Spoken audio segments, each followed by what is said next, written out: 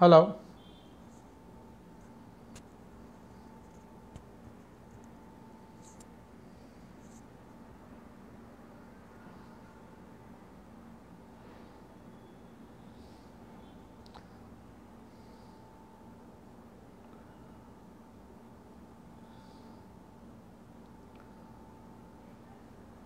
Hello. जरा माझा आवाज येतोय का हे मला जरा सांगितलं कुणी तर फार बरं होईल.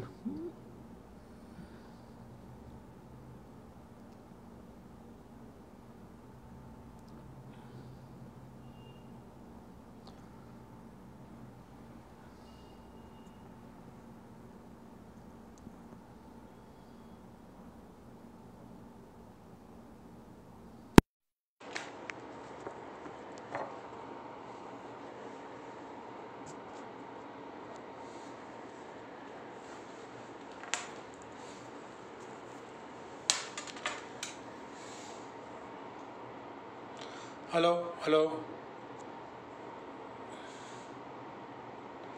माझा आवाज येतोय का? कसं यायचं आहे लाईव्ह कसं आहे?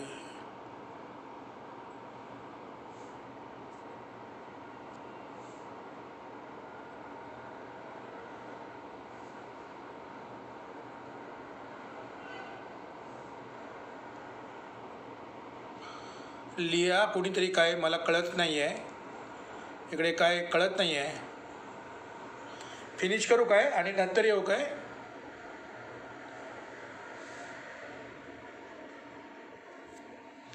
Want to continue broadcasting, continue.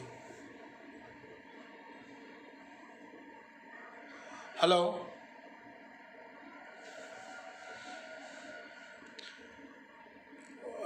Comment लिहिल्याशिवाय मला कळणार नाही काय चाललंय ते. आवाज येतोय कारण इकडे काय खाली काही दिसत नाही आहे.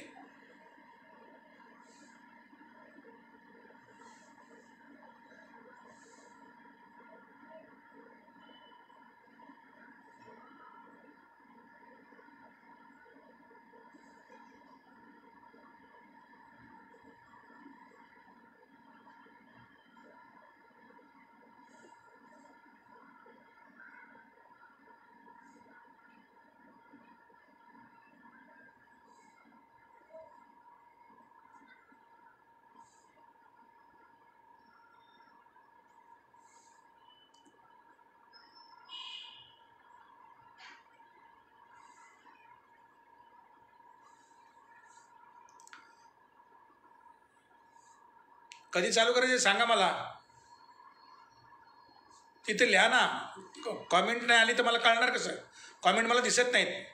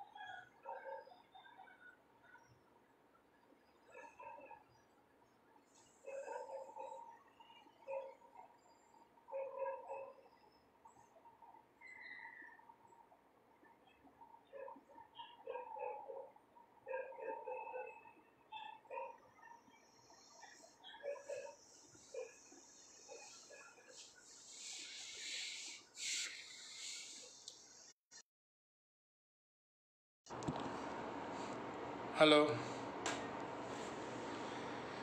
मित्रो,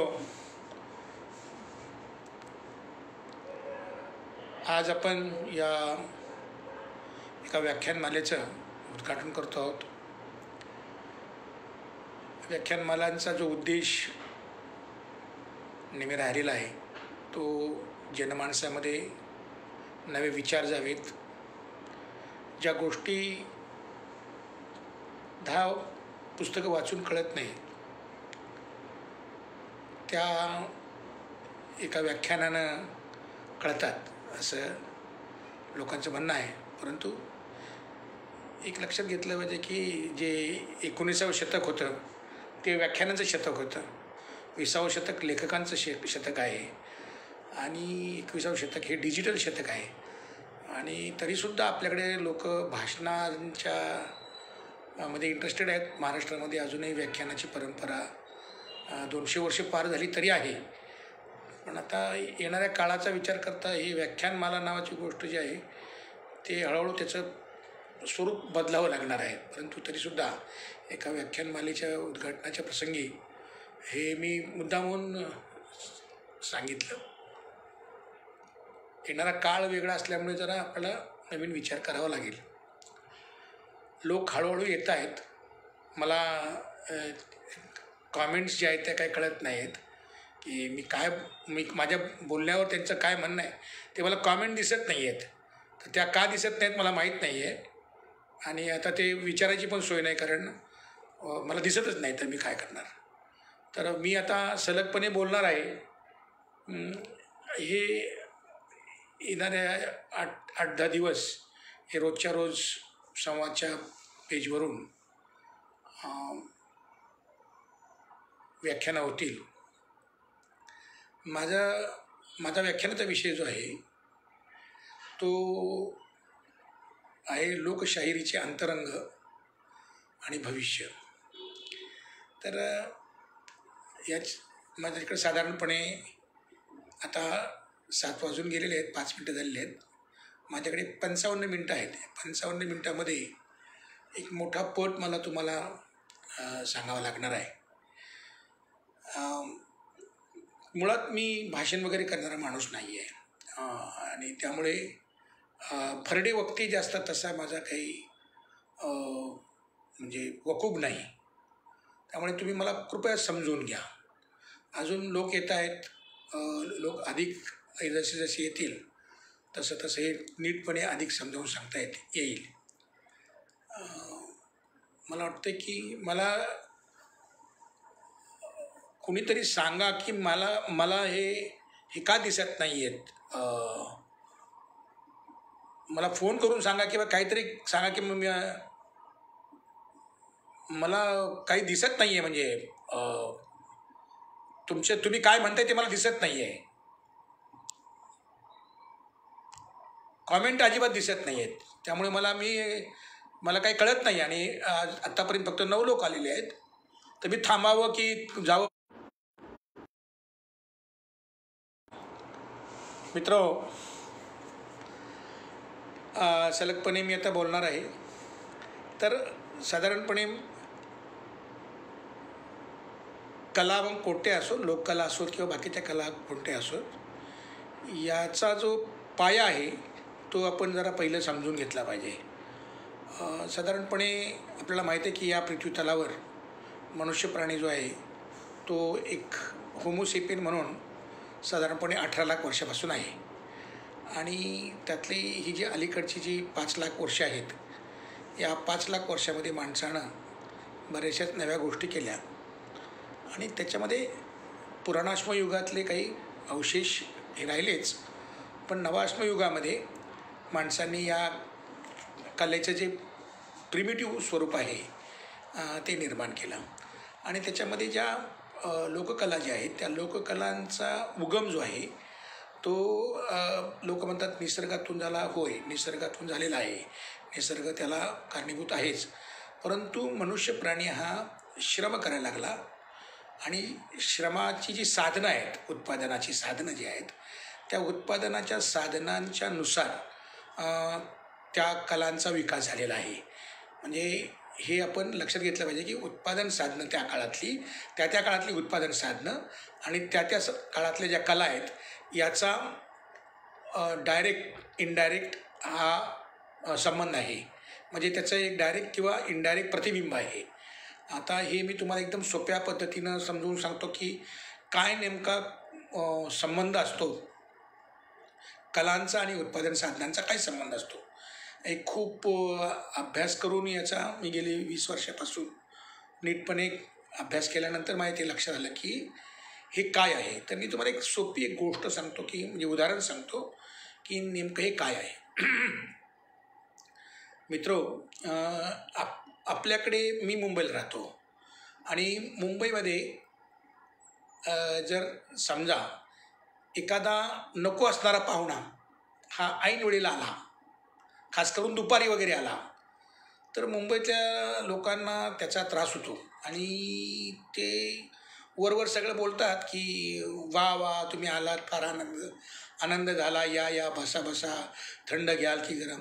पण एक 5-10 मिनिटांनी ते म्हणतात की तुम्ही थांबणार आहात का? मग थांबणार असाल तर ठीक, बघू आपण. परंतु जाणार असाल तर तुम्हाला दादरहून 353ची लोकल आहे, 353ची लोकल आहे. म्हणजे तो माणूस त्या मिनटामध्ये तो सांगतो, मिनटाच्या ह्याच्यात हिशोबात. नंतर तुम्ही जर थोडेसे बाहेर आलात मुंबईच्या सबर्बनमध्ये, तर तिथे पण अनवॉन्टेड पाहुणा आला तर ते म्हणतात की हां आहे एक लोकल 5, 5:15, 5:45, 4:30, म्हणजे 15 मिनटाच्या हिशोबाने सांगतात. ते तोच जर पाहुणा खेड्यात गेला आणखीन दूरवरच्या, तर ते सांगतात की हां आहे 1-2 तासानं 1.5 तासानं गाडी आहे, येत जात राहते गाडी, काही प्रॉब्लेम नाही. आणि तो पाहुणा जर समजा एखाद्या आणखीन खेड्यात गेला, छोट्या खेड्यांमध्ये म्हणजे दूरदराच्या खेड्यामध्ये, तर ते बोलतात की आता पाहुण्यात आम्ही आलाय तर आता रात्रभर राहा आणि गाडी सकाळी आहे. गाडीमध्ये नाही आहे, गाडी सकाळी आहे.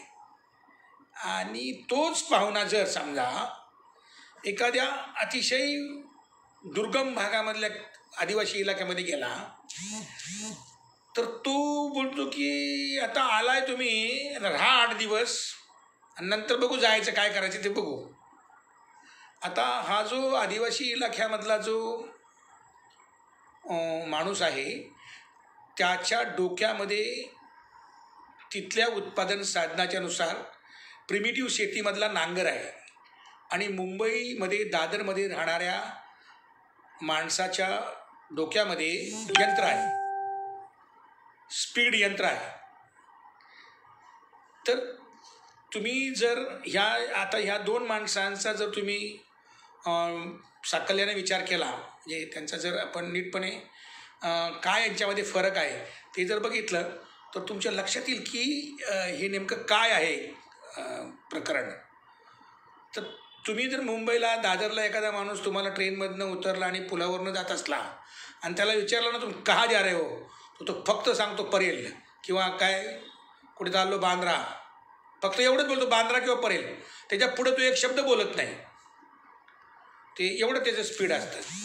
आणि तुम्ही जर खेड्यातल्या एकदम दूरदराच्या खेड्यातल्या माणसाला तुम्ही एक प्रश्न विचारून बघा, त्याचं उत्तर तो कसं देतो बघा. तो त्याला जर विचारलं ना की काय सकाराम कुठे गेला होता, संध्याकाळी भेटलेला सकारामाला जर विचारलं ना की तू कुठे गेला होता, तर तो एवढं लांब उत्तर देतो म्हणजे की सकाळपासून सगळं सांगतो की सकाळी त्या गंगोबाईकडे गेलो होतो, ती मजबा तिची व्हॅली, मग ते रेडको जरा प्रॉब्लेममध्ये आहे, मग ते असं झालं, मग तिथनं त्या रामभाऊकडे गेलो, त्याच्या बैलाला मांजऱ्या, मग तिथनं मग असं झालं, मग ते मग तसं झालं लांब सडक आणि ते त्याचा हेल आहेत, असं झालं, मग तसं झालं. आता हे जे त्याच्या भाषेमधला जो स्लोनेस किंवा ते हेल आहेत, हे हेलसुद्धा त्या विभागातल्या उत्पादन साधनांशी निगडीत आहेत. आणि तो मुंबईचा माणूस आहे, तो बोलतो ना की का जा रहे हो, परेल, बँड्रा, उतने बोलत आहे. तर ती त्या विभागातली उत्पादन साधनं जी यंत्रवत उत्पादन साधनं आहेत, त्याचा संपूर्ण तुमच्या म्हणजे तुमच्या भाषेवर, तुमच्या संस्कृतीवर आणि कलांवर त्याचा परिणाम होतो. उदाहरणार्थ तुम्ही जर समजा BBC, युरोपमधनं BBC, लंडनच्या बातम्या तुम्ही ऐकत असाल आणि भारतामधले पण BBCच्या बातम्या तुम्ही ऐकत असाल, तर या दोघांच्या स्पीडमध्ये फरक आहे. म्हणजे भारतीय माणूस किंवा भारतातले जे सगळं आहे ना, त्या बातम्यांचं स्पीड स्लो आहे, किंवा त्या भाषेचं म्हणजे बातम्यांचं नाही, भाषेचं स्पीड ते कमी आहे आणि युरोपच्या भाषेचं स्पीड जास्त आहे. तर हे जे याचा परिणाम खूप रिदमवर, तुमच्या संपूर्ण नृत्यावर, तुमच्या संपूर्ण कलांवर हा उत्पादन साधनांचा खूप मोठा परिणाम आहे. मी शाहिरीचे अंतरंग सांगताना हे प्रथमतः तुम्हाला हे का सांगितलं, तर शाहिरी एक कला आहे आणि म्हणून कलेचा तुम्हाला बेस कळला पाहिजे की कला अशीच आकाशात येत नाही. म्हणजे जे सांगतात की ना की ते काहीतरी अशी प्रतिभा असते. प्रतिभा हा सायकोलॉजिकल चा भाग आहे, त्याच्यावर सविस्तर नीट बोलता येईल. परंतु हे जे सांगतात ना की वरूनच आला शिकून, अमुकच झालं तमुकच झालं, आणि त्याला ते कवी जे न देखे रवी ते देखे, हे सगळे बकवास आणि फालतू सिद्धांत आहेत असं मला वाटतं. तर ते ज्याचा प्रत्यक्ष आपण ज्या वातावरणात जगतो, ज्या भौतिक परिस्थितीमध्ये जगतो, त्या भौतिक परिस्थितीचा परिणाम हा आपल्या साहित्य, संस्कृती, कला, भाषा, त्याचं संपूर्ण स्पीड याच्यावर पडतो. हे आपण पहिल्यांदा लक्षात घ्यावं. आणि मग आता आपण जरा पुढे येऊ की भारतामध्ये तुम्ही बघितलं तर 5000 वर्ष हा देश जो आहे ना, हा स्टॅग्नंट म्हणजे काय, आता मराठीमध्ये त्याला काय म्हणतात मला माहीत नाही, पण स्थगित, स्टॅग्नंट, साचलेला. ही जी उत्पादन व्यवस्था जी आहे ना, ती भारताची उत्पादन व्यवस्था 5000 वर्ष साचलेली आहे. म्हणजे ते कुणीतरी कवीनं म्हटले, हमारी हस्ती बदलती नाही आहे, म्हणजे आमचं व्यक्तित्व बदलत नाही.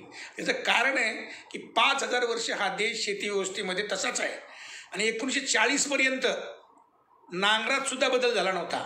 ते आपल्या साताऱ्याला किर्लोस्करचं नांगर ते आलं आणि ते सातारचे होते किर्लोस्कर, त्यांनी ते नांगर काढला लोखंडाचा, म्हणून ते शेतीमध्ये तर 1940ला तो आला.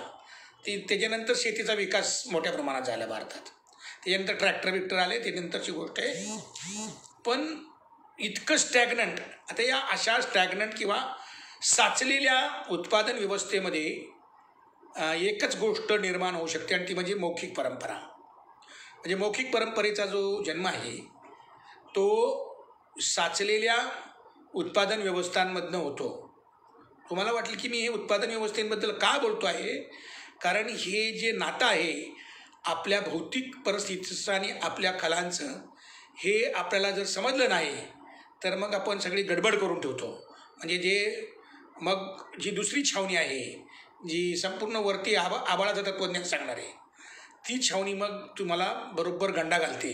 आणि म्हणून मी तुम्हाला सांगतो की आपण ज्या पृथ्वीतलावर आहोत तिथलं जे भौतिक वास्तव आहे, त्या वास्तवाचा आपल्या जीवनावर, समग्र जीवनावर परिणाम होतो.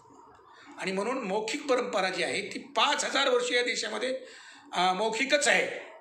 तुम्ही बघा, 5000 वर्ष जे साचलेला समाज आहे. म्हणजे इथं ते हमारी हस्ती नाही मिटती, आमचं व्यक्तित्व बदलत नाही, कारण आपण साचलेल्या समाजामध्ये जन्म घेतलेला आहे.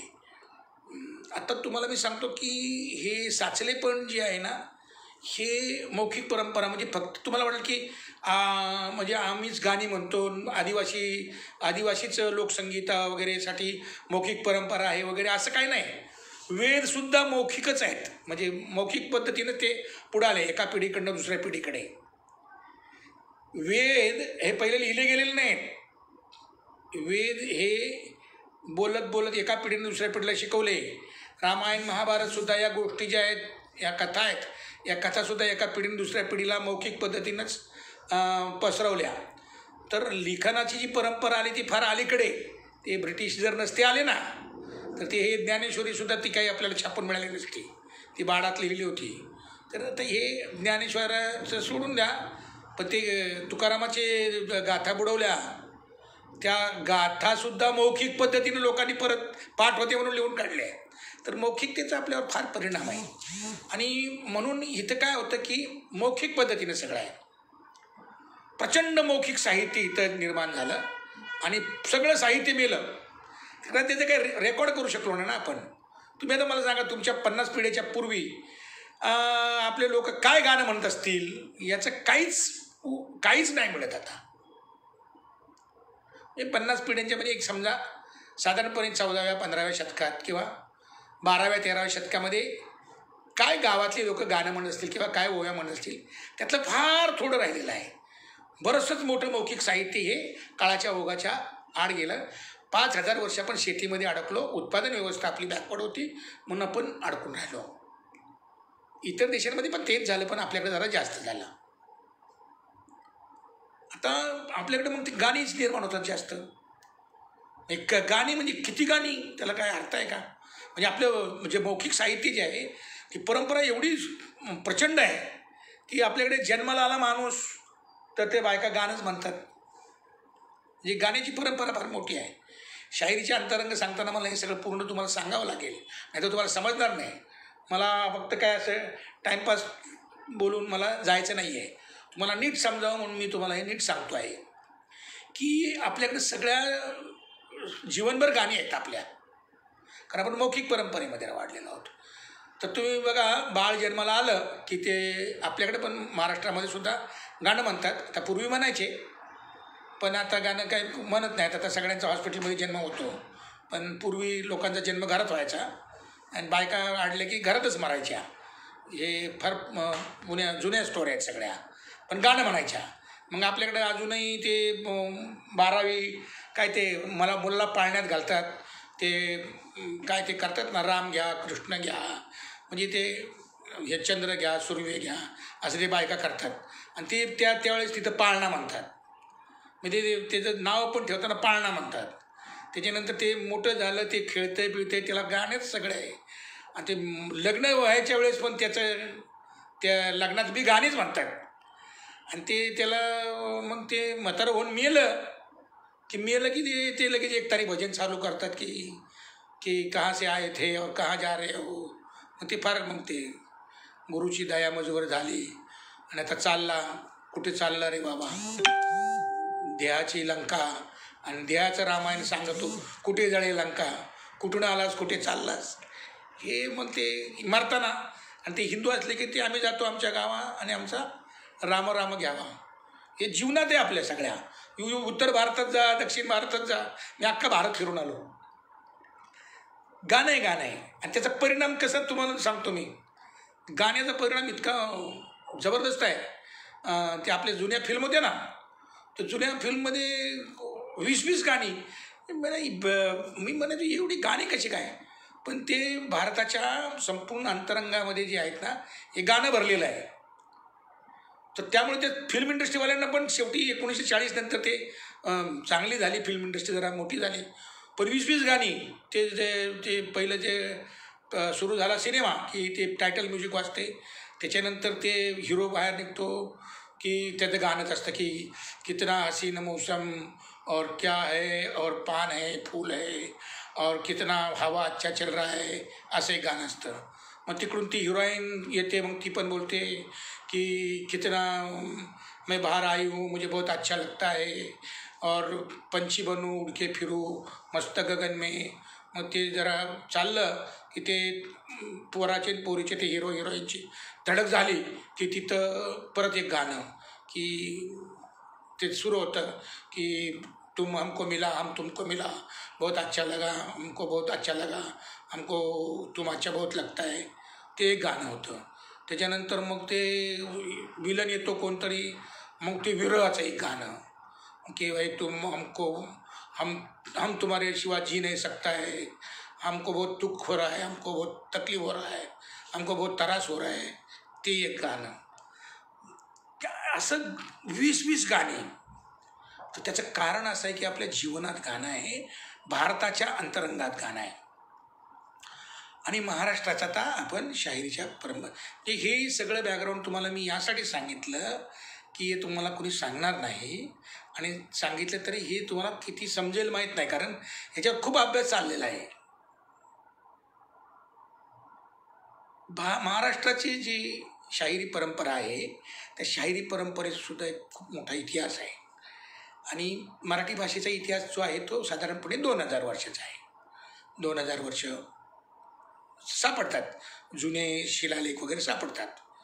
तर ते शिलालेख मी सांगत नाही, कारण ते पहिले सापडलेला शिलालेख शिवे आहे. म्हणजे शिव्या किती पुरातन आहे ते लक्षात घ्या तुम्ही. ते पहिलं तर ते सांगत नाही, कारण ते काही ते सांगण्यासारखं नाही. तर ती मराठी भाषेचे असं सापडते सगळं. आणि मग गाणं जे आहे प्राकृत गाणं, म्हणजे संस्कृतचे जे वेदात बांधणे, पण आपल्या ज्या गावच्या भाषा होत्या त्याच्यामधली जी गाणी वगैरे जी आहेत ना, त्याचा काही इतिहास काही सापडत नाही. परंतु त्याचं एक हे सापडतं की या सगळ्या ज्या शाहिरी परंपरेचा जो इतिहास जे पाया आहे तो या देशामधले गोंधळी भराडी जे लोक आहेत, मातृसत्ताक जे भगत आहेत देवीचे. आता माझं मी नाव भगत आहे, पण मी काय देवीचा भगत नाही, मी वेगळा भगत आहे. तर ते देवीचे भगत जे आहेत त्यांची मातृसत्ताक कुटुंब पद्धती होती आणि मातृसत्ताक कुटुंब पद्धतीमध्ये हे देवीचे भगत होते. आणि ती मातृसत्ताकता काय होती तर ते पुन्हा मी तुम्हाला सांगेन की आपण ज्यावेळेला रानावनात राहत होतो, म्हणजे फार फार वर्षांपूर्वी, म्हणजे एक 20 लाख वर्षानंतर, एक 15-20, 5 लाख 10 लाख वर्षापर्यंत, तर आपल्याला फक्त आपली आईच माहीत असायची, बाप माहीत नसायचा. ते तुम्ही समजून जा काय भानगड ती. तर त्या माता ज्या होत्या त्या संपूर्ण टोळ्याच्या नायिका होत्या. त्यांनी शेतीचा शोध लावला, त्या शिकारीत अग्रेसर होत्या आणि त्या मातांचे भगत हे पुढे पुढे आपल्याकडे ती परंपरा जी आहे लाखो वर्षांची ती चालत आली. आणि सगळ्या भारतामधले जे शूद्रातिशूद्र जे आहेत त्या सगळ्यांमध्ये तुम्ही बघाल तर खाली सगळ्या देव्या आहेत, म्हणजे देवीचे भगत जास्त आहे. आणि तुम्ही जसं जसं त्या चातुर्वर्णाच्या वरच्या थरास जाल तिथं पुरुष देव आहेत आणि खाली आहेत ते देव आहेत. म्हणजे कसं आहे की ते मैसामा, पोसम्मा, मरीमाय, जरीमाय लय आहेत. म्हणजे आता ते काळूबाय वगैरे त्याची नावं आता तुम्हाला माहिती आहे. आणि त्या प्रत्येक गावाच्या मातृदेवता होत्या. जसं की आता ज्या इकारांत गावं आहेत ना, जसं आता मुंबईमध्ये मी बघतो बोरिवली, कांदिवली, ही नावानं जे आहे ना, तर तिथं त्यांचे देवे आहेत, त्या देव्या आहेत तिथं. आणि त्या देव्यांच्यावरनं ते गावाचं नाव तसं पडलेलं आहे. तशी अनेक गावं आहेत. तर ही मातृसत्ताक पद्धती कोणी एकेकाळी आपल्या भारतामध्ये होती.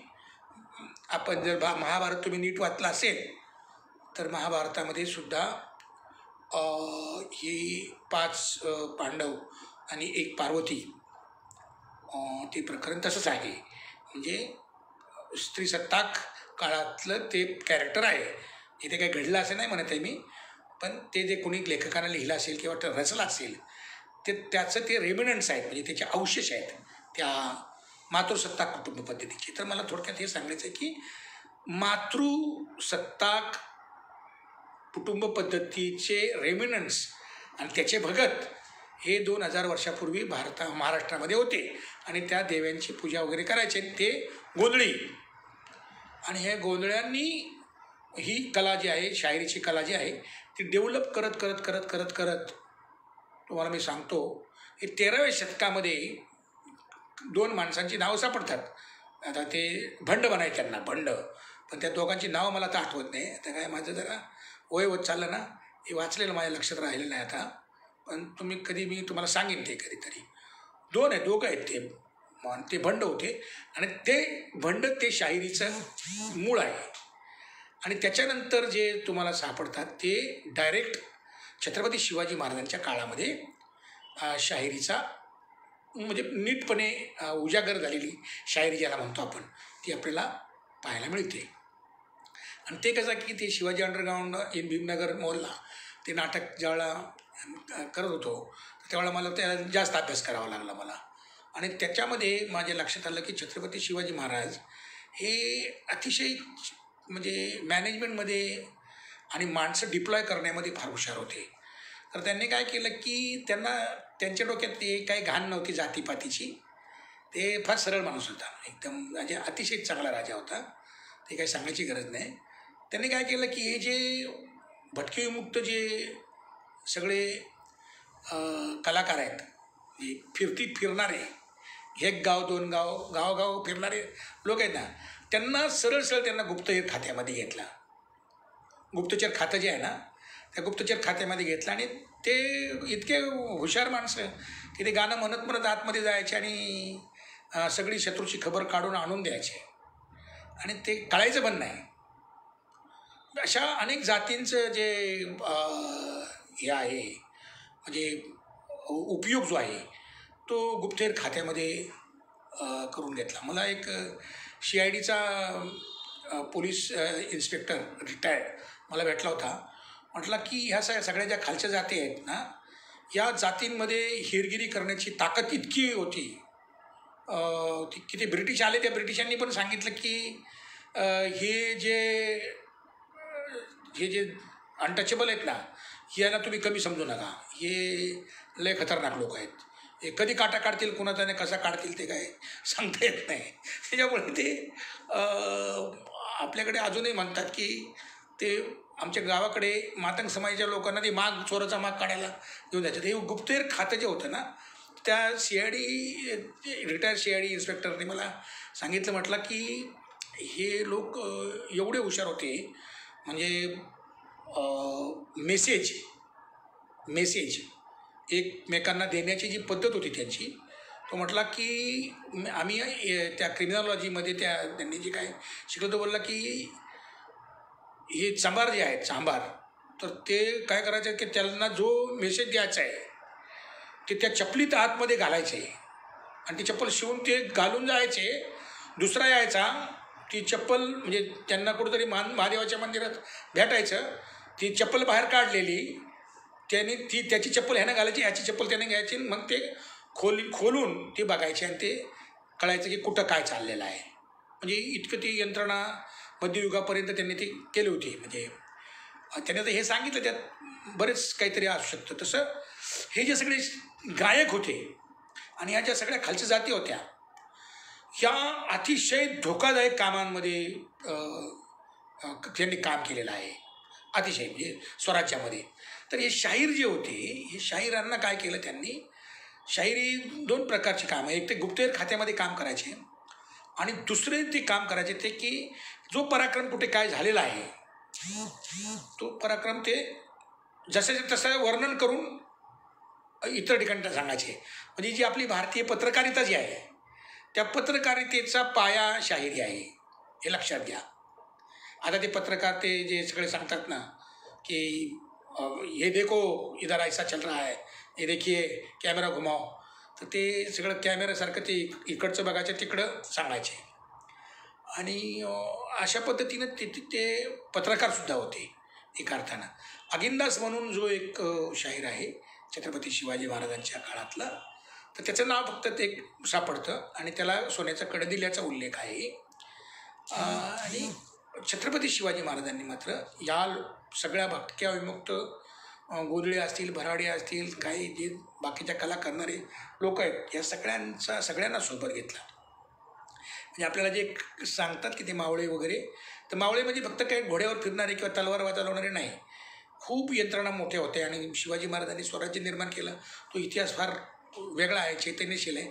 तो नंतर इतिहास त्यांनी बदलून टाकलेला आहे, तो भाग वेगळा. पण छत्रपती शिवाजी महाराज बेस्ट ह्युमन रिसोर्सचे मॅनेजर होते, म्हणजे खूपच ग्रेट माणूस होते. तर त्यांच्या काळामध्ये शाहिरीचा उगम म्हणजे उजागर झाली शाहिरी. आणि त्याच्यानंतर तुम्हाला सगळ्यांना माहिती आहे की शाहिरीचं त्यानंतरचं पतन म्हणण्यापेक्षा ते सगळं जे काही चळवळ होती ती शिवशाहीमध्ये शिवशाही गेली आणि नंतर पेशवाई आली. आणि पेशवाईमध्ये मग तुम्हाला माहिती आहे ते काय झालं, ते शनिवारवाड्याचं सगळं जे प्रकरण आहे आणि तिथे जे काय चालायचं त्याचं काही मी वर्णन करत नाही. आणि तुम्ही बऱ्याचपैकी तुम्हाला ते सगळं माहिती आहे, तुम्ही सगळे हुशार माणसं आहेत. तर तिथे मग काय झालं की हे शृंगार गाणारे आणि ते बाया नाचवायच्या आणि ते दरबारात नाचकाम, ही सगळा भानगड ते सुरू झाली. आणि ते 5 शाहीर, परशुराम ते मोठे, ते सगळं मोठं प्रकरण आहे. सगळ्यांची नावं काय आता मी घेत बसत नाही. असो, म्हणजे त्यांचं नावही इतिहासात, पण ते शिवशाहीच्या इतिहासातलं नाही, ते पेशवाईचं आहे. ते पण तरी पण ते इतिहासाचा भाग आहेत. असं काय नाही की शृंगार म्हणजे ते नाचकाम आणि ते सगळं ते म्हणजे तलवारीच्या आणि बुद्धीच्या जोरावर जे स्वराज्य निर्माण केलं ते हे असं नाचकाम आणि त्याच्यात मग ते सुरू झालं सगळं. असो, इतिहासाचा भाग सोडून देतो. पण तिथे आपण बघतो की पेशवाईमध्ये पण एक 5 शाहीर झालेले आहेत.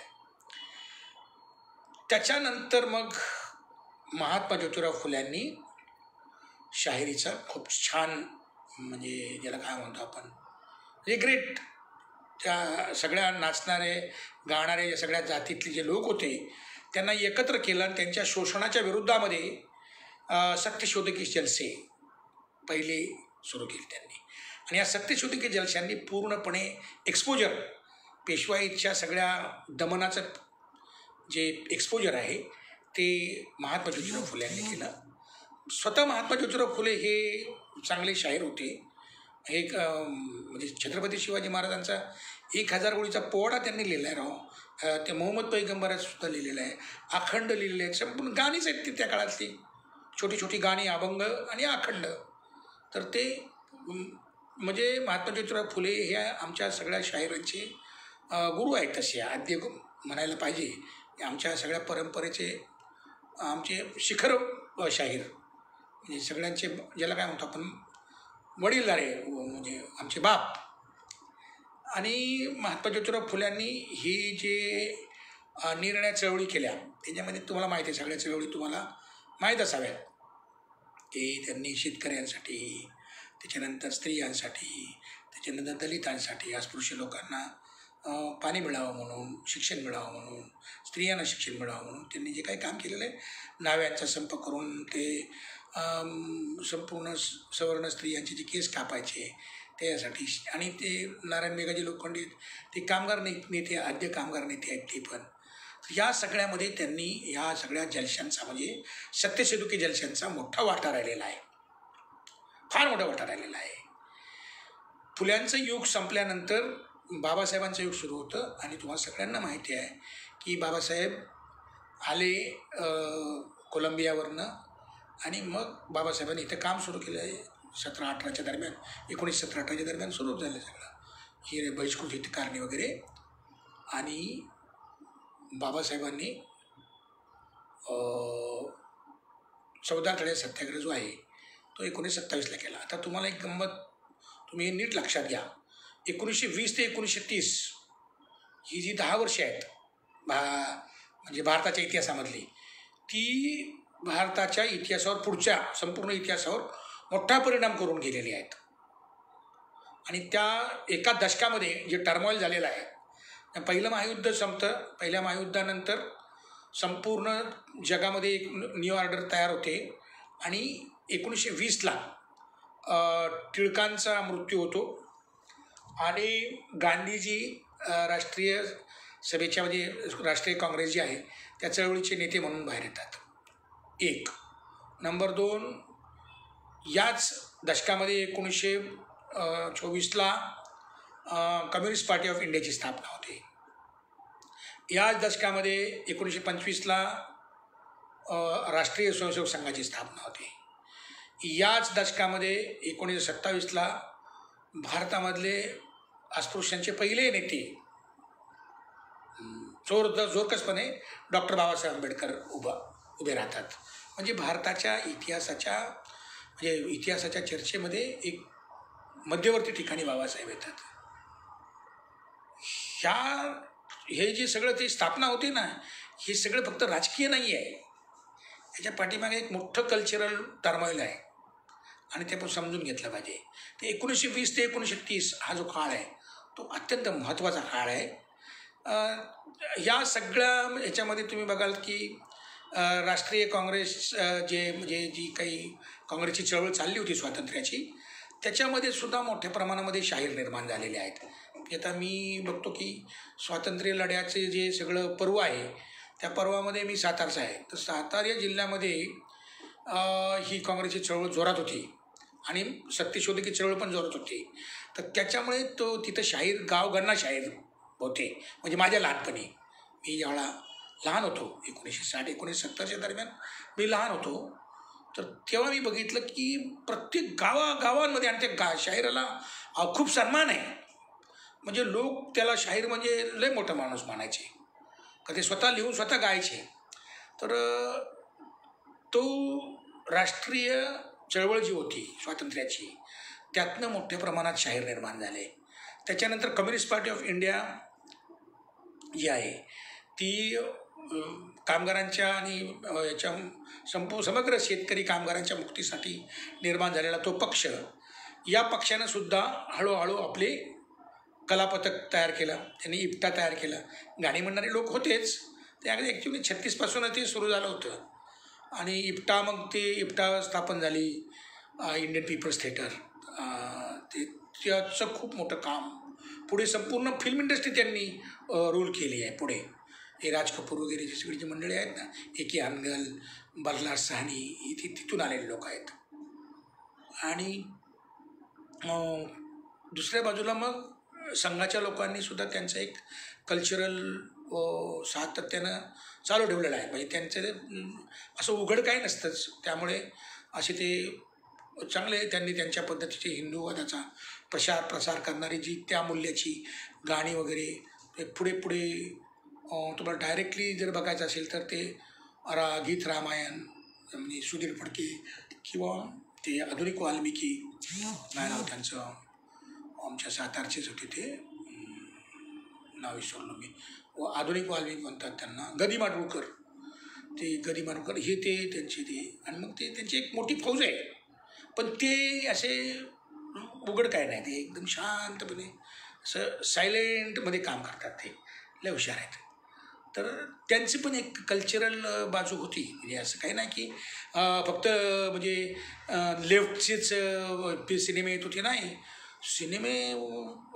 सिनेमा तर पहिल्यापासूनच भालजी पेंढारकर आणि अमुक तमुक सगळे जे लोक आहेत तिथं डायरेक्ट संघाशी संबंधित म्हणजे हिंदू राष्ट्रवादीच होते ना. त्यामुळे सुरुवातीचे तुम्ही मराठी पिक्चर जर तुम्ही बघितला तो काळ, तर त्याच्यामध्ये सगळं तेच आहे सगळं. म्हणजे हिंदू राष्ट्र निर्माण करायचं आहे, हाच डायरेक्ट म्हणजे मेसेज आहे. तर ते त्यांच्याकडे सगळं पूर्ण रिसोर्सेस असल्यामुळे, संसाधन असल्यामुळे ते सिनेमाकडे ताबडतोब गेले. आणि आपले लोक जे गोरगरीब लोक आहेत ते खाली आज पण डफडे वाजवतच आहे आम्ही, आणि त्यावेळेस पण डफड्यावरच कार्यक्रम चालला होता आमचा. आणि ते आता काय त्याला म्हणजे नाहीच आहे काय आपल्या हातात. सिनेमा, नाटक, विटक हे तर त्यांच्याकडेच पहिल्यापासून आहे. रंगभूमी त्यांच्या ताब्यातच आहे. ते शहरांमधले थिएटर पण, आणि सगळे म्हणजे थिएटरचा जर इतिहास बघितला तर त्या थिएटरमध्ये शूद्रांना, अतिशूद्रांना स्थानच नाही. ते थिएटरच्या बांधणीमध्ये म्हणजे इंजिनिअरिंग मी बघितलं, इंजिनिअरिंग जे आहे ना, की जे नाट्यगृह बांधली त्याच्यामध्ये फक्त 3च वर्ण बसू शकतात, ब्राह्मण, क्षत्रिय आणि वैश्य. शूद्रांना स्थानच नाही. शूद्रांनी बाहेरच आंब्याखाली तमाशा करायचा, म्हणजे ते झाडाखालचा तमाशा, आणि राणावनात गाणी म्हणत फिरायचं. तर ते असल्यामुळे सुरुवातीचा काळ जो आहे तो म्हणजे संघाची सुद्धा एक सांस्कृतिक टीम आहे काम करणारी, परंतु ती फार उघड नाही आहे. ती एकदम अशी संयतपणे काम करते आहे. भालजी पेंढारकर आणि ते संपूर्णतः अख्खी ती गँगच आहे मोठी. मी त्याचा आता नीट अभ्यास केला तर गेल्या शतकामध्ये 1940च्या दरम्यान जर बघितलं, म्हणजे तो 30 ते 40च्या दरम्यान ते हळूहळू येत होते. 40 नंतर जोरकस आले ते. आणि ती 1954ला तर गीत रामायण आलं, आणि गीत रामायण नंतर मग तुम्हाला माहिती आहे काय झालं ते पुढं. गीत रामायण आणि मग बाबरी मस्जिदच डायरेक्ट कार्यक्रम तमाम असो. तर ही एक फळी राहिलेली आहे. कम्युनिस्ट पक्षाची एक राहिलेली आहे. आणि बाबासाहेबांचे आंबेडकरी जलसे जे आहेत ते 1927ला ते आता बाबासाहेब कुठं खेडेगावांमध्ये जाऊन ते काय, तो काय काळ होता का आता चालले एक सभा केली, चालले पुढच्या सभेला, चालले पुढच्या, असं काही नव्हतं. ते बाबासाहेब कुठेतरी शहरामध्ये भाषण द्यायचे. हे आमचे जे कलाकार लोक आहेत गावात एखादा ऐकायचा, आणि बाबासाहेबांनी काय म्हटलेलं आहे ते बरोबर ते त्या जलसेमध्ये त्यांनी ते सगळं बदलून टाकलं. स्वतः तमासगीर होते, त्यांनी ते देव त्यातलं काढले आणि आंबेडकरी जलसा केला. आणि आंबेडकरी जलसेच्या माध्यमातून तुम्ही 27चे जर समग्र सगळी चळवळ बघितली पाण्याचे, म्हणजे हा जो आपल्या महाडचा 14 तळ्या सत्याग्रह जो आहे ना, त्याच्या आगे मागे सगळे ते तमासगीरच आहेत. ते रिटायर मिलिटरीमन आहेत बरेचसेच त्या सत्याग्रहामध्ये, आणि तमासगीर आहेत, ते तेवढेच होते. आणि त्यांनी मग गावगांनाच कार्यक्रम सुरू केले ना, की बाबा बाबासाहेबांनी सांगितलेले आता यायचे 14 तळ्यावर, आणि पाण्याला स्पर्श करायचा आहे, आणि पाणी 14 तळ्याचं पाणी प्यायचं आहे. बाबासाहेबांचं ती एक चळवळ, ही जलसा डायरेक्ट त्याच्याशी निगडीत आहे. पुढं बघतो आपण की स्वातंत्र्य चळवळीत प्रतिसरकार जे आहे त्या प्रतिसरकारने सुद्धा बरेच मोठे शाहीर निर्माण केले. कम्युनिस्ट पक्षामध्ये जे लोक आले त्यातनं पुढे 40च्या दशकामध्ये अण्णाभाऊ साठे, अमर शेख, गवाणकर आणि गावगणना शाहीर आले. तर त्यांची सगळ्यांची नावं नाही आहेत पण मोठ्या प्रमाणात शाहीर आहेत. ही एका बाजूला फळी आहे कम्युनिस्टांची. समाजवादी लीलाधर हेगडे, आत्माराम पाटील ही सगळी मंडळी आता अजून ते लीलाधर हेगडे आहेत पण ते आत्माराम पाटील वगैरे आणि वसंत बापट, पु ल देशपांडे हे सगळी जी लोक ही फळी आहे. निळूभाऊ, राम नगरकर, दादा कोंडके हे सगळे सेवादलाच्या कलापथकात आलेली माणसं आहेत. हे संपूर्ण सेवादलाचं काम आहे. म्हणजे काँग्रेसच्या आतमध्ये ते सेवादल आणि त्यानंतर सोशलिस्ट म्हणजे कम्युनिस्टांपासून दूर झालेले म्हणजे वेगळ्या पद्धतीने विचार करणारे सोशलिस्ट हे त्यांच्यावर गांधीवादी आणि गांधीवादी सोशलिस्ट असं ते होतं. त्यात प्रजा समाजवादी असं ते बरेच काय काय त्यात ते नंतर कधीतरी मी तुम्हाला सांगेन. ते लय मोठं प्रकरण आहे ते असो. तर त्यांनी सुद्धा शाहिरीमध्ये मोठं योगदान दिलेलं आहे. तुम्हाला हे वसंत बापट ते वाटतात की ते कवी आहेत, ते नाही, ते गाणी म्हणायचे सेवादलामध्ये आणि त्यांचं पु ल देशपांडे त्यांचं कलापथक होतं. हे रामनगरकर, दादा कोंडके, निळूभाऊ, स्मिता पाटील हे ते तिकडून आलेले लोक आहेत. आणि हिंदी फिल्म इंडस्ट्रीमध्ये सगळे जे आहे ते ए के अनगल, बलराज साहनी बरेच आहे, ते राज कपूर हे ते सगळे इन्फ्लुअन्स तो सगळा त्यांचा आहे. अमर शेख, अण्णाभाऊ साठे, गवाणकर हे पुढे सगळ्यांना माहीत पडले ते संयुक्त महाराष्ट्र चळवळीमध्ये. काल 1 मे आपला आपण महाराष्ट्र दिन केला. तर या महाराष्ट्र दिनाच्या दिवशी नेहमी शाहिरांना आठवण केली जाते. ती एक फार चांगली गोष्ट आहे. म्हणजे आता असं नाही आहे की फार वाईट गोष्ट नाही, वाईट दिवस नाही आहेत. शाहिरांची आठवण केली जाते. आता मलासुद्धा 1 मेच्या दरम्यान आता यावेळेस पण आणि मागे पण नेहमी मला फोन येतात की शाहीर आपण काहीतरी करूया वगैरे वगैरे. यावेळेस मी काय गेलो नाही कारण हे एवढं वातावरण गंभीर आहे. तर मी काय बोललो, मी काय येणार नाही कुठे बाहेर, तुमचं तुम्ही बघा. परंतु शाहिरांची आठवण मात्र 1 मेला केली जाते. त्याचं कारण अमर शेख, अण्णाभाऊ साठे, गवाणकर, वामनदादा खर्डकसुद्धा आणि आमच्याकडचे श्रीधर म्हणून होते मोठे शाहीर, ते सुद्धा संयुक्त महाराष्ट्राच्या चळवळीमध्ये होते. लय म्हणजे बाबासाहेबांनी सुद्धा समर्थन दिलेलं आहे ना संयुक्त महाराष्ट्र चळवळीला. ते कोणी बोलत नाही. संयुक्त महाराष्ट्राच्या चळवळीमध्ये बाबासाहेबांचं पण मोठं योगदान आहे. बाबासाहेब दिल्लीला होते त्या काळामध्ये परंतु मदत केलेली आहे, पत्रक काढलेलं आहे त्यांनी. आणि शाहीर आहेत ना खाली ते श्रीधर म्हणून होतं, ते त्यांच्या गाणी खूप गाजलेली होती. कर कर कर काय गड्या काहीतरी कर, नाहीतर गड्या तू पटक्याने मर, कशाला श्रीधरा भूवरी तरुणपणाचा भार, आणि गरजत जय जयकार असं ते ही मुंबई महाराष्ट्राची नाही रे कुणाच्या बाची असं ते श्रीधरचं गाणं. कर कर गड तू काहीतरी कर, नाहीतर गड तू पटक्यानी मर, नको श्रीधरा तरुणपणाचा धरणीवरती भार, गरजत जय जयकार, गरजत जय जयकार. ही संयुक्त महाराष्ट्रामध्ये आंबेडकरवादी शाहिरांनी लिहिलेलं गाणं आहे. तर ही हुतात्म्यांमध्ये पण आहेत बरेचसे, हे सगळे अस्पृश्य जमातीचे लोक आहेत. असो, ही मला ह्यात तुम्हाला हे सांगायचं आहे की प्रत्येक राजकीय विचारसरणीनं आपल्या कलाकारांची फौज निर्माण केली होती, हे लक्षात घ्या. म्हणजे कला अशीच काय अशी पडत नाही, त्याला काहीतरी एक बॅकग्राऊंड आहे, वैचारिक फिलॉसॉफी आहे, त्याला एक आयडियॉलॉजी आहे आणि आयडियॉलॉजीनुसार ते निर्माण झालेलं आहे. त्यामुळे ते जे बोलतात की नाही आम्हाला काय गाणं आहे, गाणं आम्ही काय लिहितो आपलं असेच, त्याला काय आयडियॉलॉजी, प्रत्येक गाण्यालाची एक आयडियॉलॉजी आहे, प्रत्येक गाण्याची एक वैचारिक विचारधारा आहे. जरी तुम्ही ते म्हणलं ए क्या बोलती तू क्या मैं बोलू, सुना आती क्या खंडाला, ह्या गाण्याला फिलॉसॉफिकल अर्थ आहे. ती म्हणाला काय अर्थ आहे याच्यामध्ये तो बोलतो, म्हणजे ते जे ज्या काळात हे गाणं लिहिलेलं आहे त्या काळामध्ये बऱ्यापैकी स्त्रीमुक्ती आहे. आता हे गाणं 1940 आणि 1930 साली येऊ शकत नाही. आणि ह्याच्यामध्ये एक प्रकारचं एक स्त्रियांना जी काही भांडवलशाहीनं दिलेली मुक्ती जी आहे ना, तो बोलतो की आधी क्या खंडाला, तो बोलते सुन सुना आधी क्या खंडाला, तो बोलते क्या करेंगे, गाएंगे, नाचेंगे, कूदेंगे. ही सगळी जी नवीन जे हा जो कन्झ्युमरिझम आला त्याचं रिॲक्शन आहे हे गाण्यात. म्हणजे प्रत्येक गाण्याला प्रत्येक गाण्याच्या पाठीमागं एक अंडरस्टँडिंग आहे, वैचारिक काही ना काहीतरी त्याचं एक धागा आहे. आणि गाणं पाठीमागं आलं होतं की वाट बघतोय रिक्षावाला, ते बोलते ना की वाट बघतोय रिक्षावाला, असं काहीतरी गाणं होतं. मला कळलं नाही की गाणं एवढं फेमस काय झालं, परंतु ज्यावेळेला स्त्रिया बाहेर कामाला जायला लागल्या त्यावेळेला त्यांना म्हणजे त्यांच्याबरोबरची जी इतर पुरुषांची मैत्री जी आहे ती आता लोकांनी स्वीकारली असं त्याचा अर्थ आहे.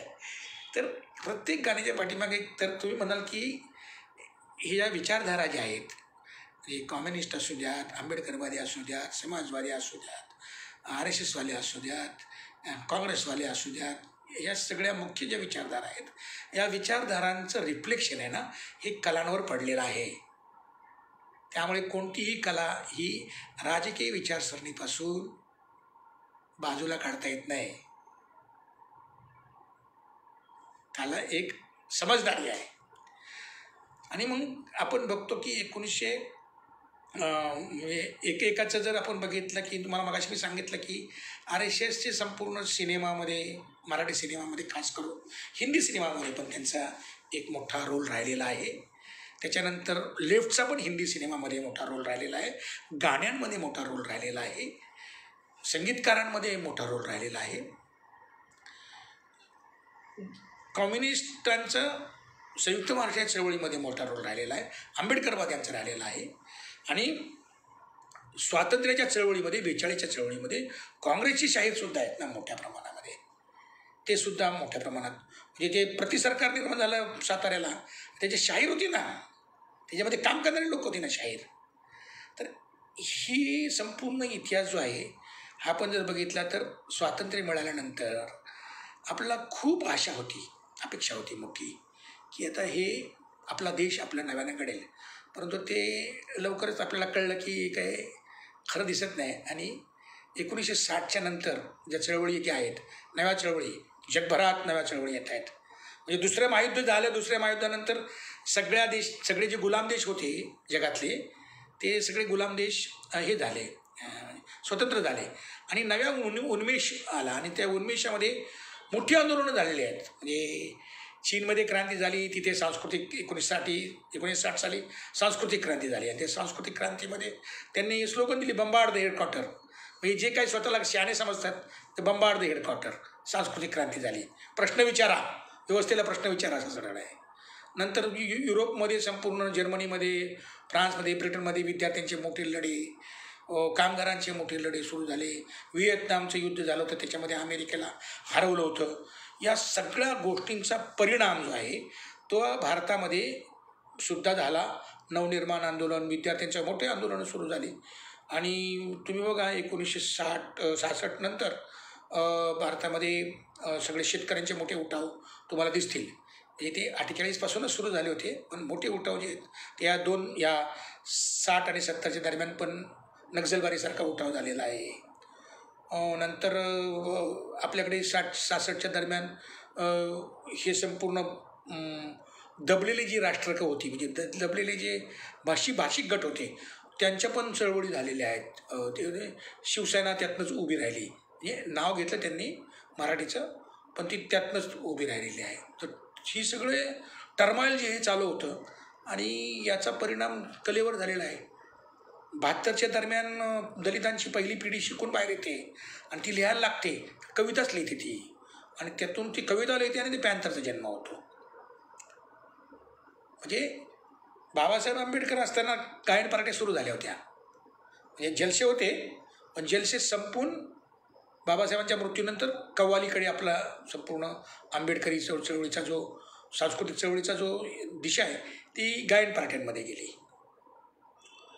आणि कम्युनिस्टांचं जे आहे ती शायरी राहिलं. अण्णाभाऊ साठे होते, पण ते कादंबरी आणि सिनेमामध्ये नंतर हळूहळू सिनेमा लिहायला लागले. कथा कादंबऱ्या लिहिल्या त्यांनी, प्रचंड प्रचंड काम केलं आणि ते लिहित होते. परंतु ते गाणं अमर शेखांच्या मृत्यूनंतर, अमर शेख 1969ला गेले आणि नंतर मग ते काय तसं म्हणावं असं काय राहिलं नाही. 72ला पॅन्थरची मुवमेंट आली आणि त्या पॅन्थरच्या मुवमेंटनी कवितेमध्ये मोठं म्हणजे साहित्यामध्ये मोठी क्रांती केली.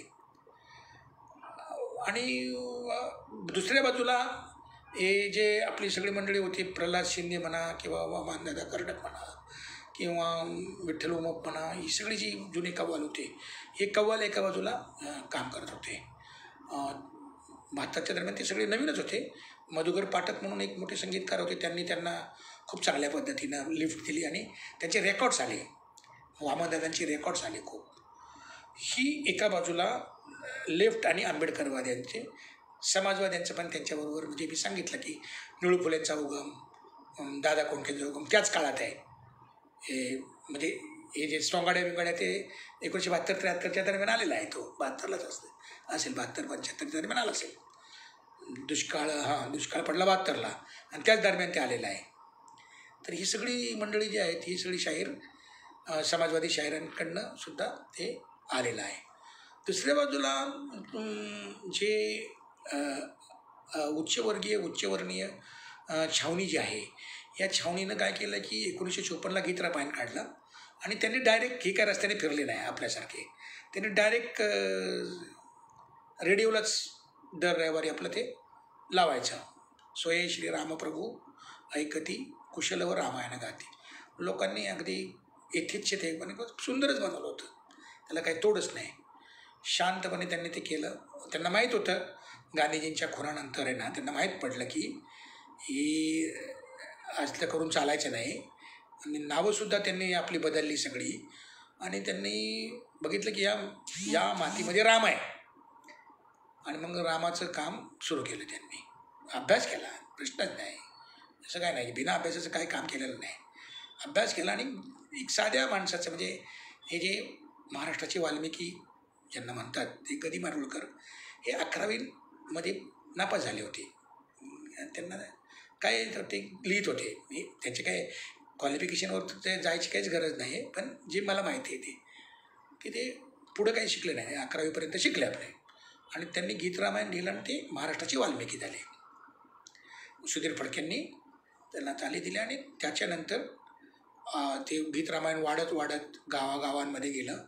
प्रत्येक ठिकाणी गीत रामायणाचे कार्यक्रम व्हायला लागले आणि मग त्याची ती कॅसेट निघाल्या आणि त्या कॅसेट भरपूर म्हणजे प्रचंड गेल्या आणि त्या खपवल्या पण. त्याच्यानंतर मग व्हिडिओ आले आणि त्या व्हिडिओमध्ये ते रामाचं सगळं जे कार्यक्रम आहे तो सुरू केला आणि त्याची एंड 1954ला गीत रामायण नावाची गोष्ट येते. ती ऑल इंडिया होते आणि ऑल इंडियाहून 90ला बाबरी मस्जिद पाडली जाते, कल्मिनेशन त्याचं. ही साधी गोष्ट नाही, म्हणजे कल्चर फार जबरदस्त काम करते. ही एका बाजूला पॅन्थरची चळवळ नंतर गेल्यानंतर आपलं कवीच होते मोठ्या प्रमाणात, मग आत्मकथनांची मोठी, म्हणजे ती साहित्याची चळवळ झालेली आहे. त्या बाबतीत काहीतरी विस्तारानं बोलता येऊ शकतं. परंतु गाण्याची जे शायरी जी आहे ती आपले जलसे डाऊन झाले होते आणि कव्वालीच्या पार्ट्या ज्या आहेत, म्हणजे ते सामना बिमना, ते तर तुम्हाला काही सांगायची गरज नाही, सामना कसं करतात ते. आणि ते मी मुंबईला आलो त्यावेळेला मी बघितलं, ते मला फार त्रास झाला त्याचा. ते म्हणजे आपल्या बाईची आपलाच माणूस इज्जत काढतोय आणि ते मी जयंतीमध्ये. तर मी ते पहिलं बघितलं आणि मी म्हटलं ते बाबासाहेबाची जयंती की काय एवढं बाबासाहेबांनी स्त्रियांसाठी काम केलं आणि त्या स्त्रीची इथं हे लोक एवढी, आणि ते डबल मिनिंग गाणे बिणे. आता एवढं नाही राहिलं. तुम्ही जर ते मी 84, 81, 82, 83 मी बघितलं ना, लय भयानक होतं ते, लय वाईट होतं. पण त्याचं मला खूप राग, म्हणजे मला खूप व्यथित झालो. मी म्हटलं हे काय आहे, किती घाण आहे. आणि ते मग पैसे सोडायची माणसं आणि ते बाईची इज्जत काढायची. तर ते आता बंद झालं. आता काही ठिकाणी अजूनही चालू असेल, आता काही सगळंच बंद होतं असं काय नाही, अजूनही काही ठिकाणी असतं चालू. पण ते डबल मिनिंग गाणी आणि हे सगळं ते होतं. मग ते म्हणजे ते साचत गेलं, सडत गेलं. ते जसं पॉलिटिकली RPIचे तुकडे तुकडे तुकडे तुकडे झाले, तसा तो कल्चरमध्ये पण सत्यानाश झाला. कम्युनिस्ट पक्षाचं पण तेच झालं. 2 कम्युनिस्ट पक्ष झाले, नंतर मग पार वाट लागली, मग काय राहिलं नाही. नंतर मग मी जेव्हा आलो तेव्हा शाहिरी कलापथक करायचं. पण मला पण मोठा प्रश्न पडला की ह्याच्यात काय करू. स्ट्रीट थिएटरची चळवळ आहे, ती आम्ही चालवली. आणि नंतर मग 90च्या दशकामध्ये मला लक्षात आलं की हे जलसा आपल्याला नीट करावा लागेल. आणि मग रुस्तम अचल खान वगैरे या सगळ्या लोकांशी भेटून मग एक पहिला जलसेचं पुनरुज्जीवन जे आहे ते आम्ही पहिल्यांदा रुस्तम अचल खान असतील, बाकीची सगळी मंडळी बरीच होती, आणि त्यांना सोबत घेऊन मग आम्ही तो पहिला आंबेडकरी जलशाला पुन्हा उभं करायचं जे काम आहे ते केलं. आणि तसा जलसा म्हणजे जलसा दाखवण्यासाठी, म्हणजे ही जलसा नावाचा प्रकार जो आहे तो काय आहे हे विद्यापीठांमध्ये वगैरे दाखवतो की असा असा जलसा नावाचा प्रकार कोणी एकेकाळी होत असे. मग ते आम्ही त्याला पुन्हा उजागर करून पहिला विद्रोही शाहिरी जलसा हा काढला. आणि त्याच्यातनं मग अनेक आता जलसे तुम्ही बघता की अनेक जलशांची मोठी ह्याचं पायनरिंगचं काम मी केलं असं मला कुठेही म्हणायचं नाही आहे, कुणाला कमी समजायचं नाही किंवा जास्त समजायचं नाही. ही इतिहासाची एक धारा म्हणून मी तुम्हाला सांगतो आहे. आणि ज्या काँग्रेस असेल किंवा हे RSSचे लोक असतील ज्यांच्याकडे सदन होते, त्यांनी संसाधनं होती, त्यांनी ते वरची संपूर्ण जी यंत्रणा आहे ती कल्चर पसरवण्यासाठी वापरली. आणि आपण जे लोक आहे ते खाली, तर ही तळागाळात आपण राहिलो. आता हे इथपर्यंतचे आपले मला वाटते ही तुम्हाला कळलं असेल थोडं बहुत की मी काय म्हणायचं मला ते, की आपला हा इतिहास इथपर्यंत असा झालेला आहे. आता पुढं काय होईल असं आहे. तर मला काय वाटतं की फार मोकळेपणानं आपण या बाबतीत बोललं पाहिजे. वरून सगळं काय होत नाही. ज्या पद्धतीची राजकीय चळवळ असते त्या पद्धतीचंच ही जी चळवळ असते ती चळवळच खऱ्या अर्थानं सांस्कृतिक चळवळीवर परिणाम करते, आणि सांस्कृतिक चळवळ राजकीय चळवळीवर परिणाम करते, असं ते दुहेरी त्याचं नातं आहे. आता आज जर आपण बघितलं, मी फक्त आंबेडकरी चळवळीच्या बाबतीमध्ये बोलणार आहे, आणि काही निगेटिव्ह बोलायची पण काही गरज नाही, पण सत्य बोलायची गरज आहे. निगेटिव्ह बोला, अहो आम्ही निर्माण झालो, ते कशातनं निर्माण झालो, ती चळवळ होती म्हणून निर्माण झालं ना. पॅन्थरची भले तुकडे झाले असतील, भले नामांतरामध्ये आम्हाला 17 वर्ष लढायला लागला असेल, भले आम्ही रिडलच्या लढ्यामध्ये आम्हाला खूप मार खावा लागला असेल, पण ह्या सगळ्यातनं आम्ही गाणी लिहू शकलो ना, नवीन निर्माण करू शकलो ना, ती चळवळ होती म्हणून. ठीक आहे, शिकलायत वगैरे वगैरे, पण मित्रांनो आजचा जो काळ आहे ना त्या काळामध्ये अधिक शहाणं होण्याची गरज आहे. आता ह्याच्यामध्ये कोणी नेते अमुक रामदास आठवले आणि बाळासाहेब आंबेडकर आणि कोणतरी असं मी व्यक्ती म्हणून त्याच्याकडे बघत नाही कधी. व्यक्तीचं काय नसतं, व्यक्ती फार ग्रेट किंवा व्यक्तीमुळं काय होत नाही. म्हणजे व्यक्तिवादी नाही मी बाबासाहेबांचा पक्का अनुयायी असल्यामुळे व्यक्तिवादाला माझा विरोध आहे. स्वतः बाबासाहेबांनी सांगितलेलं आहे व्यक्तिपूजा करायची नाही, आणि मी बाबासाहेबांचा एकदम पक्का माणूस आहे. म्हणजे मला तुम्ही कापला तरी मी तेच सांगेन, आणि मी कुणापुढे नामणारा माणूस नाही. म्हणजे व्यक्ती म्हणून माझा ऐकतो म्हणजे दादागिरी नाही, ते मला जमत नाही, आणि मी कुणाचा भक्त पण होऊ शकत नाही. बाबासाहेबांनी सांगितलेलं आहे की जोपर्यंत वैचारिकदृष्ट्या नवं काही येत नाही राजकीयदृष्ट्या, आणि तोपर्यंत तुम्हाला कल्चरमध्ये पण काय मिळणार नाही, म्हणजे तुम्हाला सांस्कृतिकदृष्ट्या पण नवं काय मिळणार नाही. आज आपण बघितलं तर आपली चारी बाजूनं जे कोंडी झालेली आहे, आणि कोंडी का झालेली आहे त्याचे अनेक कारण आहेत, पण मुख्य कारण काय आहे, आपला वैचारिक गोंधळ खूप झालेला आहे. आपल्याला कळतच नाही की आपला या काळातला शत्रू कोण आहे. आता काय लोकांना ते वाटतं की हा शत्रू असाच आहे, तसं नाही आहे. शत्रू फार हुशार आहे, शत्रू फार वेगवेगळ्या रूपात आहे. तो सांस्कृतिक स्वरूपामध्ये आहे, तो राजकीय स्वरूपामध्ये आहे, तो आर्थिक स्वरूपामध्ये आहे. आणि ह्याला जर टक्कर द्यायची असली ना तर ही एकटी जात एक आणि असं जर आपण म्हणलो की आपण एकट्या जातीनं काय करू आणि पर्याय उभे करू, तर आपण एकतर खूप मूर्ख आहोत किंवा मग काहीतरी आपलं काहीतरी सटकलेलं आहे. असं नाही होत. हे एकटं नाही काय करू शकत. या देशामध्ये आपल्याला लोकांना सोबत घ्यावं लागेल आणि सोबत घेताना आपल्याला काय करावं लागेल की आपल्याला आता तर फाशिझमचं वार आहे. या फाशिस्ट काळामध्ये फाशिस्ट लोकांना खतम केलं पाहिजे. त्यासाठी व्यूहरचना करावी लागेल आणि ती व्यूहरचना आपण करत नसलो ना, कितीही तुम्ही आरडाओरडा करा, काही करा, काय होत नाही. येतील लोक, येतील भाषण देतील, गाणं म्हणतील, काय म्हणजे व्यक्तीचे उदो करतील, काय होत नाही त्यातनं.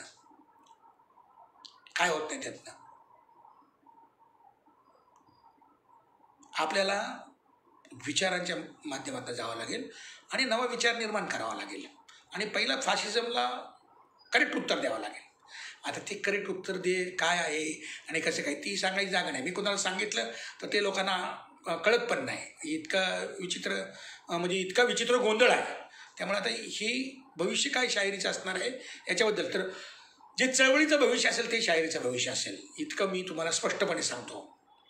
कुणी तिरशिंगराव लय आवाज चांगला घेऊन आला आणि लय चांगलं त्याने गदी माडगूळकर सारखं काय त्याच्याकडे काय आधुनिक वाल्मिकी झाला तरी ती काय टिकणार नाही. ते त्याची चळवळ होती म्हणून ते रामायण, त्याचं गीत रामायण टिकलंय. लक्षात ठेवा, ते गीत रामायण उगाच टिकलं नाही. ती चळवळ होती त्याच्या पाठीमागं त्यांची.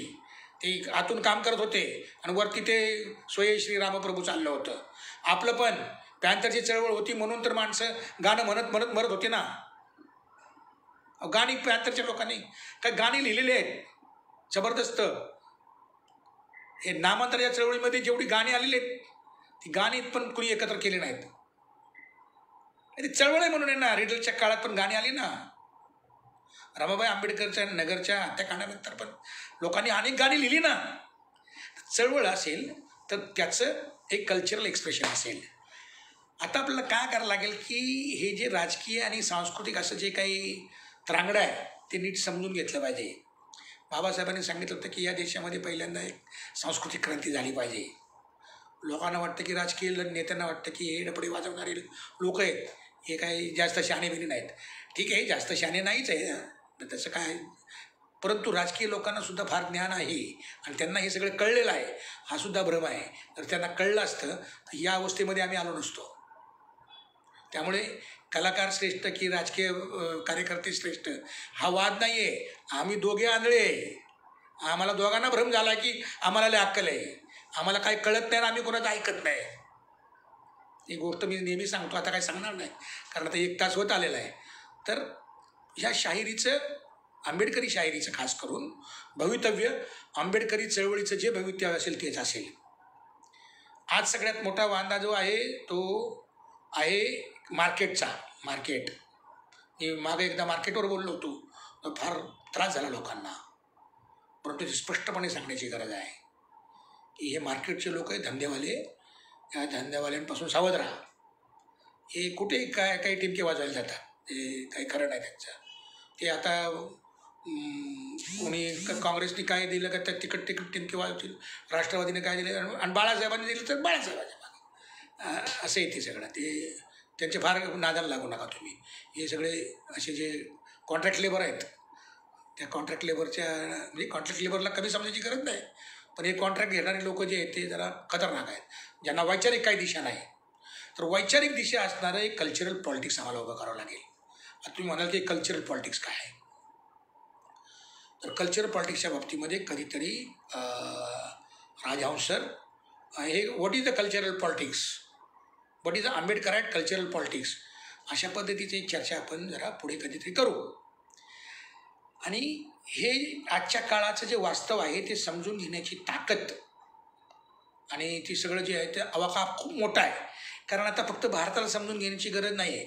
आता जागतिक पातळीवर दलितांचा प्रश्न जो आहे तो कनेक्ट झालेला आहे. म्हणजे साम्राज्यवादी जी व्यवस्था आहे, जी साम्राज्यवादी व्यवस्था आहे, मल्टीनॅशनल कंपन्या आहेत, याच्याशी दलितांच्या प्रश्नाचे संबंध आहे, पण तो तसा कधी आम्ही बघतच नाही. आदिवासींचे प्रश्न, दलितांचे प्रश्न, भटके विमुक्तांचे प्रश्न, ओबीसींचे प्रश्न हे आता वर्ल्ड ऑर्डर जी निर्माण झालेली आहे त्या वर्ल्ड ऑर्डरशी कनेक्टेड आहेत. म्हणून जगाचा साकल्यानं विचार करण्याची गरज आहे. आज करोना जे आहे ते आंतरराष्ट्रीय आहे. करोनाचं संकट जे आंतरराष्ट्रीय आहे ते संपूर्ण संकट जे आहे ते आंतरराष्ट्रीय भांडवलदार वर्गानं त्यांना त्यांच्या अर्थव्यवस्थेमध्ये निर्माण झालेल्या संकटातून मुक्ती हवी म्हणून त्या संकटाचा ह्याचा वापर, या व्हायरसचा वापर चाललेला आहे. मी मागे लिहिलं होतं की एका सूक्ष्म जंतूचा वापर हायड्रोजन बॉम्बसारखा आंतरराष्ट्रीय भांडवलदार करतायत. आंतरराष्ट्रीय भांडवलदारांना कोणताही देश नाही आता. कधीतरी त्या अर्थव्यवस्थेवर मी बोलेन, पण त्यांना देश वगैरे काय नाही. त्या मल्टीनॅशनल कंपन्या आहेत. त्या मल्टीनॅशनल कंपन्यांचा एका मल्टीनॅशनल कंपन्यांचा बजेट एका देशा एवढं आहे. त्यामुळे ही वर्ल्ड ऑर्डर बदललेली आहे. उत्पादन साधनं, जुनी उत्पादन साधनं आता त्यांना नको आहेत. त्यांना आर्टिफिशियल इंटेलिजन्समध्ये जायचं आहे, AI मध्ये जायचं आहे. आणि AI मधली संपूर्ण टेक्नॉलॉजी तयार आहे.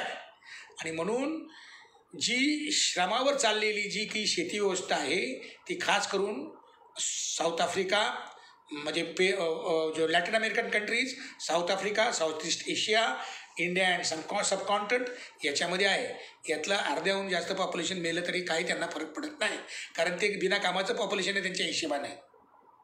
हे मेले तर बरं आहे उलटं, कारण हे आता बोज आहेत अर्थव्यवस्थेवरचं असं त्यांना वाटतं. त्यांना वाटतं की AI मध्ये ज्यांना काही करू शकतात तेवढे, आणि बाकी आपले मॉल बिल झाडायला, हे ते करायला, रस्ता झाडायला, गोवाच्या गटारामध्ये उतरायला माणसं असली तर बस झालं. हे अशा प्रकारचं जग आहे. आता याच्यामध्ये आंबेडकरी राजकीय आणि सांस्कृतिक नेत्यांनी काय विचार करावा हा मोठा प्रश्न आहे. बाबासाहेब असते तर त्यांनी काय केलं असतं असा विचार करा तुम्ही. बाबासाहेब मुळात हे आंतरराष्ट्रीय विचार करणारी व्यक्ती होती. हे असं कुपमंडू काय काम नव्हतं अजिबात. आपण जे आता त्या बाबासाहेबांच्या नंतर जे स्वतःला फार मोठे ग्रेट लोक समजतोय आपण स्वतःला, आपण ग्रेट बीट काय नाही. आपण खऱ्या अर्थानं बेअक्कल आहोत. आपल्याला साधे लॉजिक कळत नाही आहेत. साधे लॉजिक कळत नाही आहेत. त्यामुळे उगाच स्वतःला आपण शहाणं समजण्याची काही गरज नाही. आणि ही जी वर्ल्ड ऑर्डर आहे, हे जे नवं जे वास्तव उभं राहत आहे ते जर आपल्याला समजलं नाही तर त्याचं सांस्कृतिक राजकारण आपल्याला उभं करता येणार नाही. संघाचा पराभव, RSSचा पराभव या भूमीवर जर आपल्याला करायचा असेल तर आपल्याला त्याच तोडीचं मोठं एक सांस्कृतिक राजकारण उभं करावं लागेल. आणि त्या सांस्कृतिक राजकारणामध्ये कल्चर म्हणजे फक्त वाजवणं बजवणं नाही. कल्चरमध्ये आपण कसं जपतो ते कल्चर आहे.